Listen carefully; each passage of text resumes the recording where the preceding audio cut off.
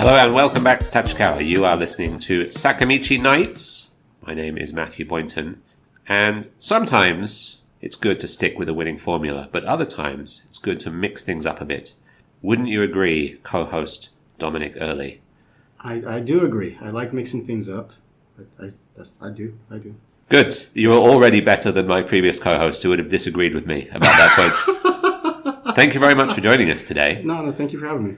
Daniel Bellamy is out, so stepping into his chair, if that's a thing that you can do, is Dominic Early, stand-up comedian extraordinaire. Yay. How are you today, Dominic? I'm okay. I'm all right. It's all right. Been a long week, but I'm okay. A long week? Yeah. Why was it a long week? Main job, it's like herding cats. You're a cat herder. Yeah. Essentially, yeah. In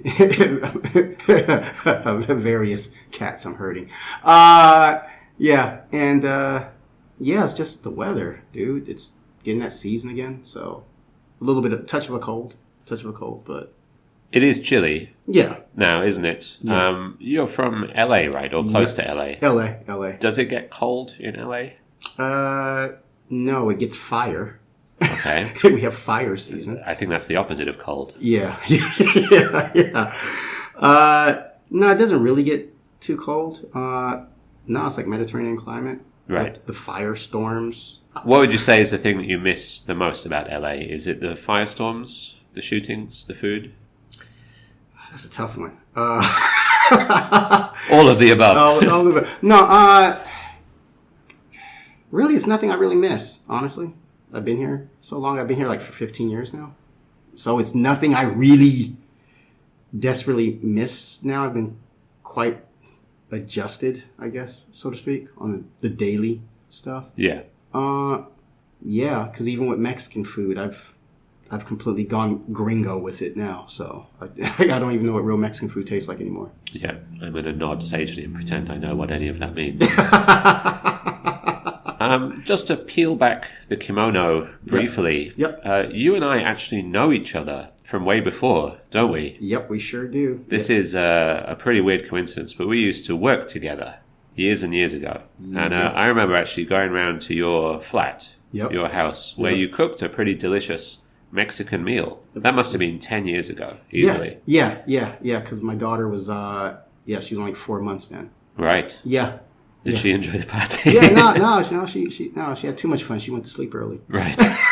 As did I, as I recall. It was quite an event. Are you still really into cooking Mexican food?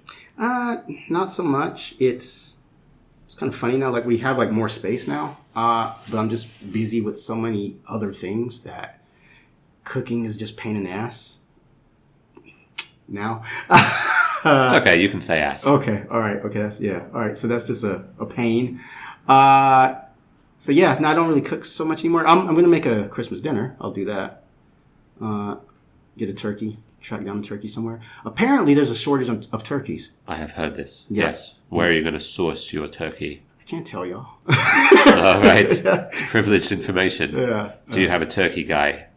Okay, I can see you don't want to answer that question. Yeah, I don't blame you. Yeah. I don't blame you. If I had a turkey guy, I wouldn't want to tell him about him either. Yeah.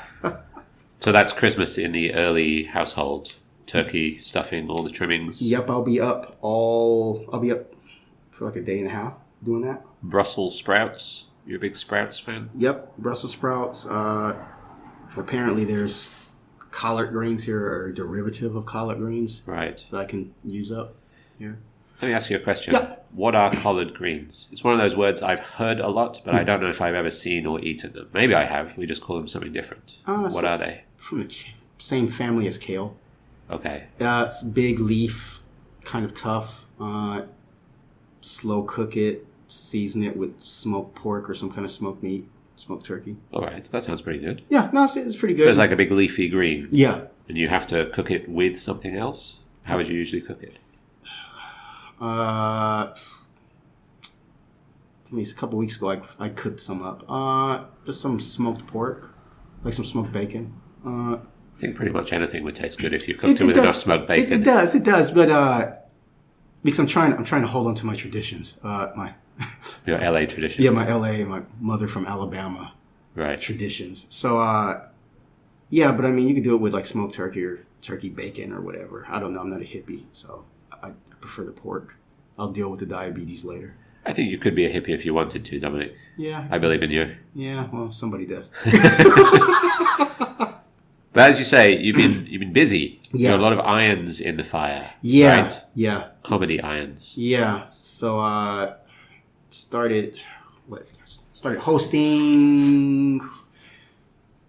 Maybe the first show at Harry's was around, I want to say June. For anyone who's listening who doesn't know what Harry's is, you want to tell us? Yeah, so Harry's Sandwich Company in the Motosando. I host a monthly show there.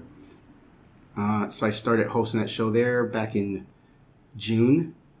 And then just along the way, going to open mics, picked up other shows that I'm hosting. So just being really busy with this. It's a little bit, it's not so much of a tangent, but a little bit of a tangent. So I'm okay with being distracted with this. And I think maybe what kind of initially pushed you towards brewing, kind of same thing. It's you want your own ship. Right. And something that you're passionate about. You want to have your hand on the tiller of your own destiny. Yeah. And so I don't mind running myself ragged for this. Now for other crap, I'm a little bit more particular about. But yeah, this is why I've just been so busy, just messing with this because I have to, I guess, advertise, market the shows. So all the graphic design work I'm doing, which from way back there, I was doing it back. Yeah, I before. remember you being very talented Yeah. with that kind of stuff. Yeah. You made a video game out of a PowerPoint presentation. Yeah, that's right. Yeah, that's right. I forgot about that. Yeah, not so.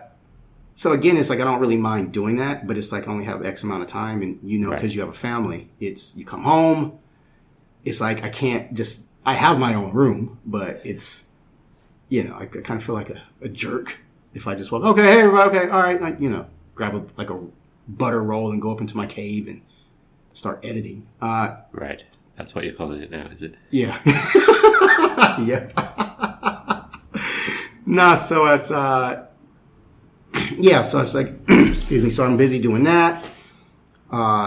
Then tracking down comedians, trying not to step on toes here and there. And then I still gotta work on my own stuff. Right? So, right, yeah. You got to develop your own show. Yeah. I see where you're coming from. Like, there's so much to do. There's so many different directions that being pulled in, but it is also something that you're passionate about. Yeah. So you kind of want to do it, but also there are only so many hours in the day. Yeah. And you have, a job and a family and everything. It's difficult to find the time for, family distracting you from what you're truly passionate about, your comedy career. Yeah. No, to be fair, my wife and daughter are pretty understanding about it. Have they ever been to one of your shows? Oh, I can say hell no. Hell no, they ain't been to any of my shows. They get that at home. Yeah, actually, the show is actually better in private because I could just literally say whatever, and I don't have to set up a joke. It just happens. Now, my daughter, we crack jokes with each other. Like, I'm training her up. Is she funny? Yeah. Yeah, she got me a couple times pretty hard. I'm like, oh, okay, that's pretty good, Tamara. I've gotten her too, though. But How old is your daughter now? 10. She turned 11 next month. I know as my kids have grown up, their humor has sort of gone through different stages. And for a lot of when they were quite young, just silly wordplay was absolutely their favorite thing, right? When we have the yuzu in the bath at New Year, just pointing at each other and going, no yuzu, no yuzu, weezu. They thought that was hilarious.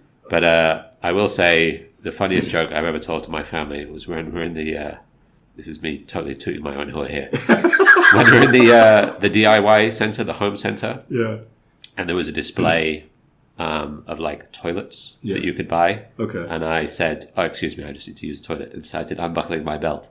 And my daughter thought this was the funniest thing she'd ever seen in her entire life. She was like, no, you have to buy it first. which is correct. Yeah. You do have to buy it first. Yeah. But have you ever totally cracked up your daughter with something like that? Yeah, I have, but honestly, I can't think of anything in particular because it's like so often. Right. Maybe, what was the last thing with my wife? So me and my wife, we watch completely different stuff on TV. Like I hate Japanese TV. So you watch good stuff, and she watches other stuff. Yeah, she watches. Yeah, we have a similar stuff. dynamic in my house. Yeah. So she's into like audition shows now. Okay. And I think Exile or one of those groups have their own audition show. And I don't know if it's gonna be funny to anybody else. I thought this crap was hilarious. So for their audition groups, they gave them names. And the names just make no sense in English. One of the names is like Wolf Howl Harmony. Yep. Okay, then the other one is Jet Banger Boys. Okay. Yeah, no, okay, all right. So where are you trying to communicate with that? And I teased my wife hard for that. It was just Jet Banger Boys. Like, so let me just take a moment to thank our sponsors for this week, the Jet Banger Boys. New single coming out. It's called "We Will Jet Bang You." Super hard. Yeah. So thanks very much to them for reaching out. Yeah, with high octane power. High octane indeed. So you like to laugh. Yes. You like to laugh. Yep. Do you also like to drink beer? I love drinking beer. Excellent. Yep. You've come to the right place. I've made my way.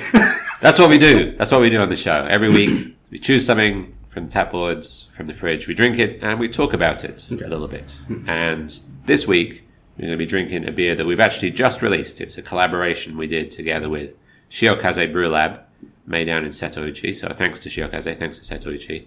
It's called Sweater Weather, and it's an American wheat ale. Now, Dominic, I want you to imagine that you've never tasted this beer before. Okay. What do you think it's going to taste like? Well, it's a wheat ale, so it's going to taste light, not bitter. Okay. This is all good stuff. Crisp. Yeah, honestly, I'm terrible at describing beers. That was good. Those are 3 pretty good words. So only 3 I know. Let's raise the tension a little bit. We'll take a quick break. We'll drink some of this beer. When we come back, will Dominic be correct? Will this be a light, crisp, and not bitter beer? Find out right after this.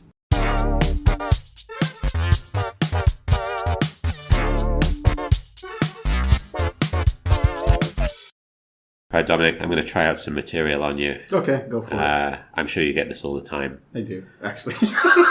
Why do elephants paint their balls red? I don't know. Why? So they can hide in cherry trees. What's the loudest sound in the forest? I don't know. What? Giraffes eating cherries. Okay, got it. Okay. We're back.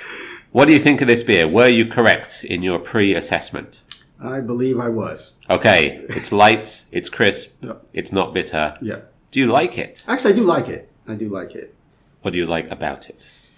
Easy to drink. I usually prefer like a heavier beer, more because of carbonation. I got a funky stomach, so Yeah, I've heard that about you. yeah, yeah. So so like I can drink quite a bit of this and not feel bloated later. Yeah. Okay, a ringing endorsement there. Yeah, it's like yes. Would you say that it's crushable? As in, you could drink lots of it without too much of an issue? Yes. Good. Yeah. Okay, so that's what crushable means. Okay, now I know. I believe so, yes. Okay. Crushability is our watchword here at Sakamichi Brewing. Okay. We like beers that are, very flavoursome, but also very easy to drink. Okay. And I think this one falls into that. Like, Yeah. it is light, you're right, but it's got a nice wheat sweetness to it. Sometimes wheat beers have a kind of banana-y or clovey or estery kind of aroma. Okay. I don't get any of that from this. This is like a really clean fermentation. And it's got a little bit of a hop character, but it's fairly muted, and it's not a super bitter beer. Yeah. So I think sometimes people come in here and they just say, what's the easiest drinking thing you have on the menu? Yeah. This would absolutely be what I would recommend for somebody like that. Okay. You want to start easy? Try this Sweater Weather Wheat. Okay. It's going to be something that you will be able to crush a glass of. No problem at all. Dominic, have you ever listened to this podcast? Yes, actually, I have. Thank you very much for joining that elite group of listeners. So you're aware that every time we drink a beer, we also like to pair it with something by rolling this dice.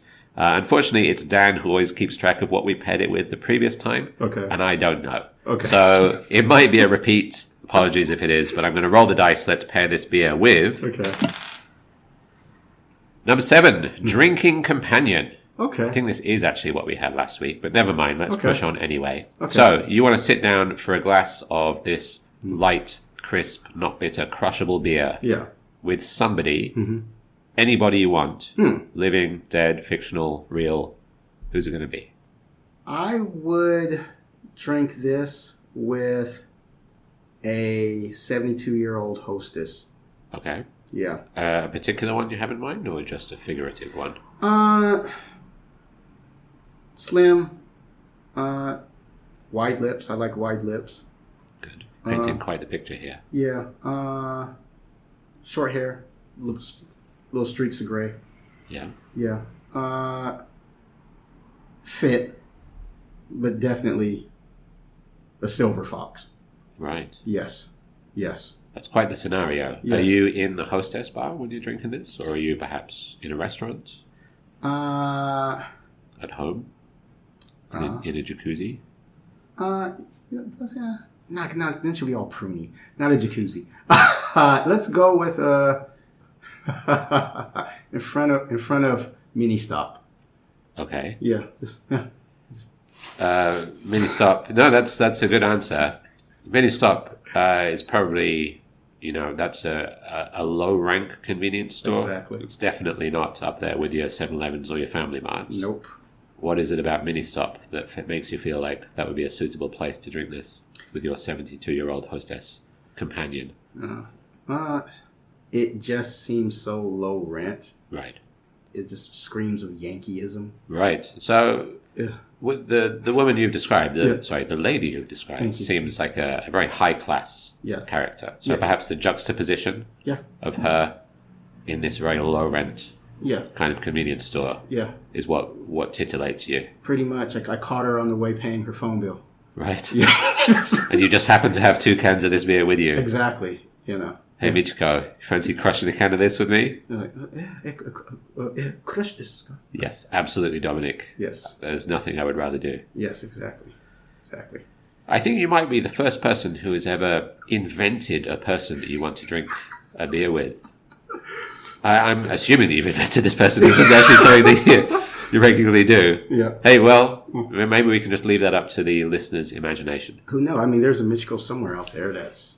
There's a Michiko for everybody somewhere out there. Yeah, no crap. Yeah, definitely. That's like the nom de jour, like John, Becky. Yeah. Yeah. I think names that end in ko, I've heard, are reminiscent of an older woman in Japan. Yeah. With apologies to my wife. Same with mine. That's a very uplifting and heartwarming scenario that you've described for us, Dominic. I'm going to go in a slightly different direction. Okay. And say I would like to drink this beer with Colin Firth. Okay. The actor. Yep. You familiar with his work? Yes. I'm placing him. I have his face. British. I have his face. I'm afraid to misplace the movie. I want to say Bridget Jones' Diary. Ping pong, you got it. That's absolutely the film that I was thinking of as well. I don't like that film. I didn't like the book. I don't like anything about that. But there is a scene when he accidentally wears a hideous Christmas jumper to a party. I remember that, actually. Right? Yeah. And if you look at the can art for this beer, it is me, Chris Paul from Shiokaze, and Dan, the former co-host of this podcast, all wearing hideous Christmas jumpers. So I would like Colin to also wear his jumper. Okay. And maybe we could turn that party around into a more successful one. Okay. Maybe Michiko might show up. Exactly. Maybe she'll wheel in some of her friends. Absolutely. Yeah. That sounds like a fun time, doesn't it? Yeah, excellent. Excellent pairings this week. Yes. Thank you very much, Dominic. Yep. Right. I have some questions for you. Please. I'm very curious about the craft of comedy as a non-funny person myself. I want to know more about why do you want to make a room full of strangers laugh?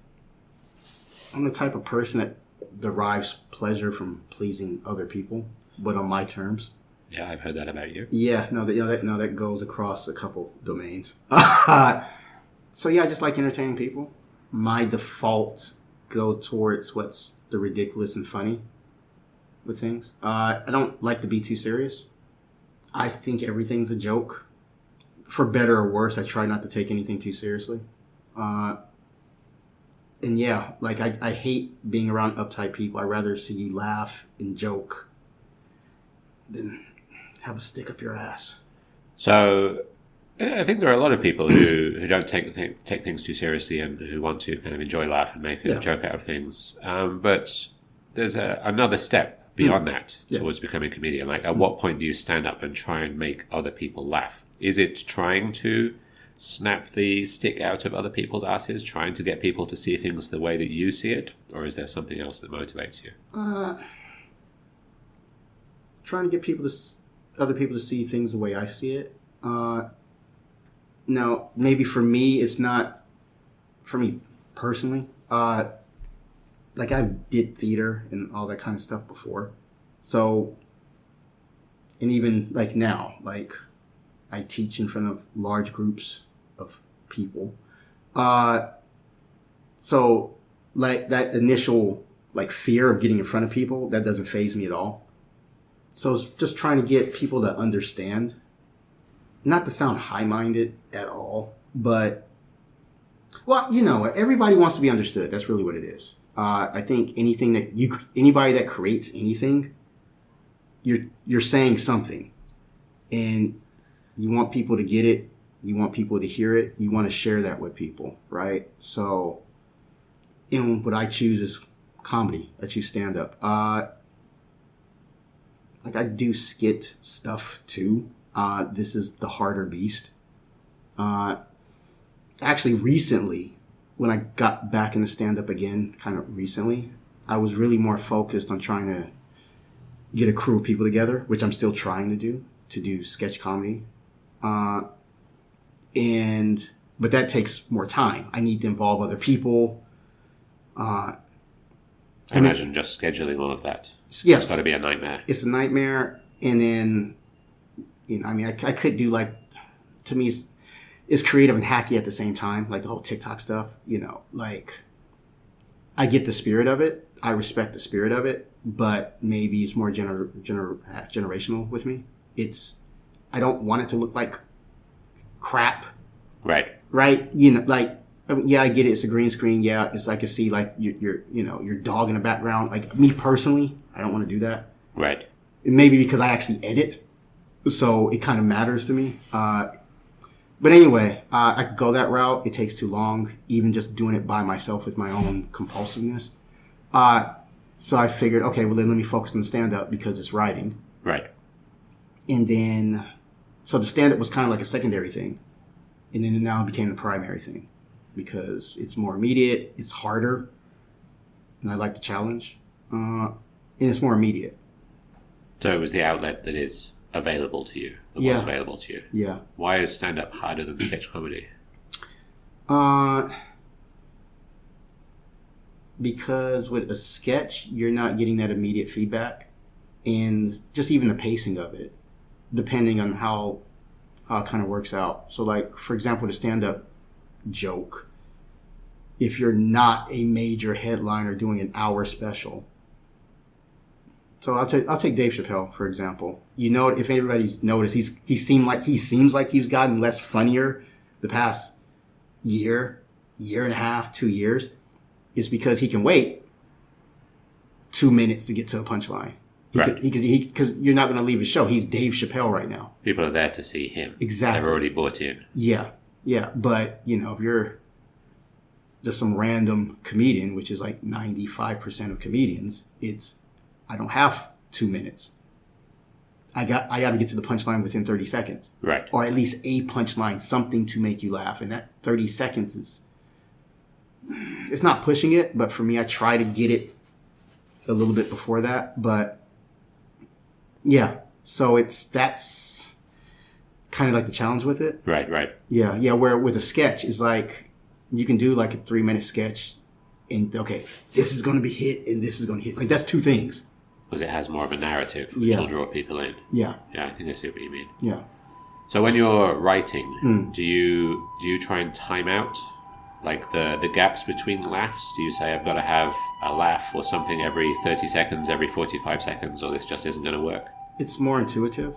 So pretty much what will happen is I'll start with some random idea. And usually I'm in the shower, I'm walking to the train station, or maybe I'm even recently like just watching other comics, like just videos or whatever. And it's something that they'll say. And just some random concept that I'm pulling from it. It's not pulling from their joke, but it's just something, oh, okay. And I just start kind of running through into my mind.